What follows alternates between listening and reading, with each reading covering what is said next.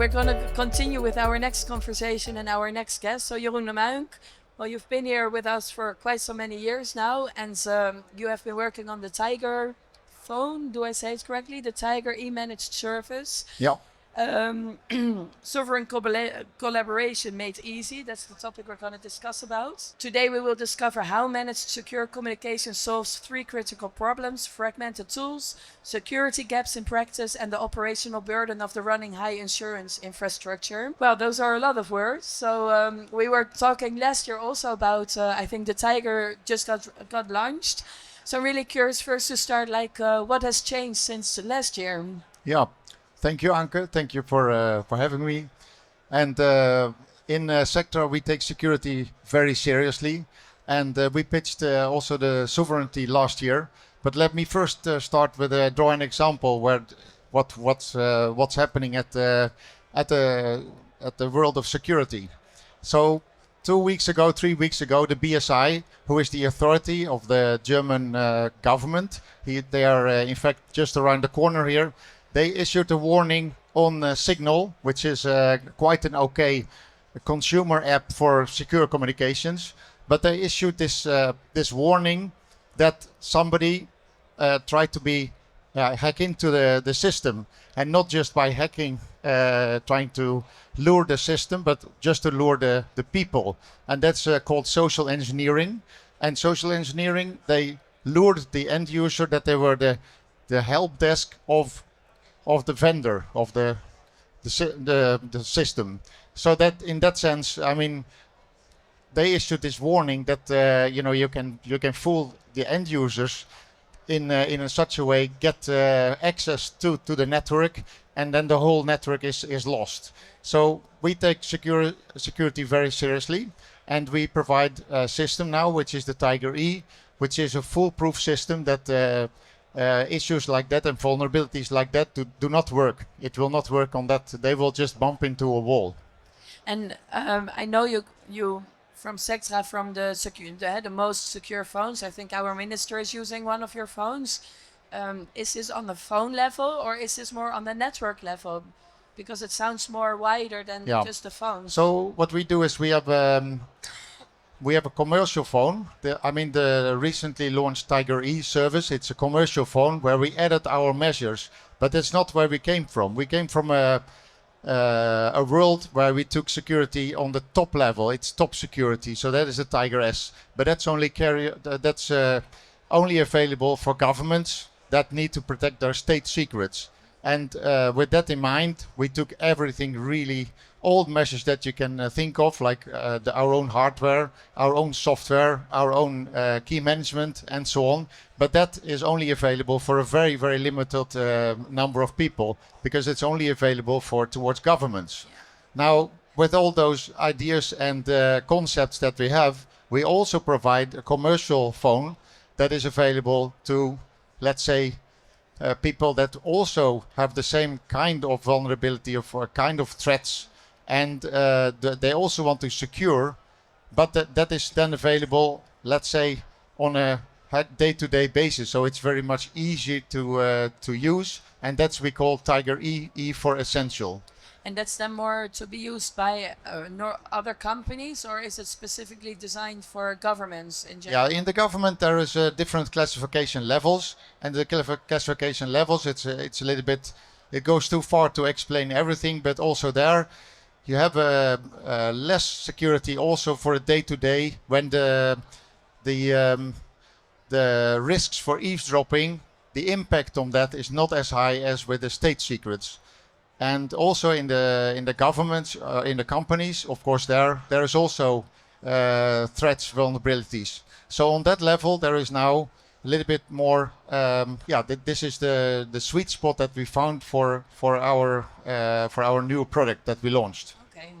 So I can imagine, like, with all this knowledge, of course, there's a wider market than just the governments in that. So that's, I think, really interesting. And how is the feedback from the markets, or from those people who started to use so far? Yeah, we met here at the Mobile World Congress. We met with the government officials and also with the ambassadors and also with the people representing the Ministry of Defense. But also we spoke with people from the corporates. And then, I mean, the larger corporates that also have a very, they're searching for really secure solutions. And then, I mean, people that also feel insecure with their current apps or current phones. So, I mean, it's not about the everyday, because there is many phones, of course, here around. But if you have to have some protection against state actors, so it really has to be on that level, and then you talk to Sectra on that. And because just to try to figure out a little bit, because I'm not completely into that specific field. We recently had this big Odido situation that was hacked. Is this something similar where your products can help to prevent that? Because there was a manual or a personal kind of interference that kind of caused this whole leak to start happening anyway. But it might as well be somebody closing down the whole infrastructure or the whole operation for that matter. So do I understand correctly, it's a little bit in that area, or how do you position it? I mean, of course, we look at we also read the news, and with the Odido hack, it was really interesting also how did they get in. So it's also up for scrutiny and also further investigations, of course, for the people that are really involved. Yeah. But me as a person just fantasizing about, okay, what really happened and how could you prevent that from happening? It's like, you have to have good security measures, but also you have to have awareness. So that means the end users, they have to be aware of the situation about the security. And in this case, it's a large organization. They had... the hack was unfortunate, but it's really interesting also how they now did not pay the ransomware. I mean, the ransom. So many people just pay the ransom just to get rid of the problem. Yeah. But in this case, they also here it was really interesting because they get advice from also government officials to not pay their ransom.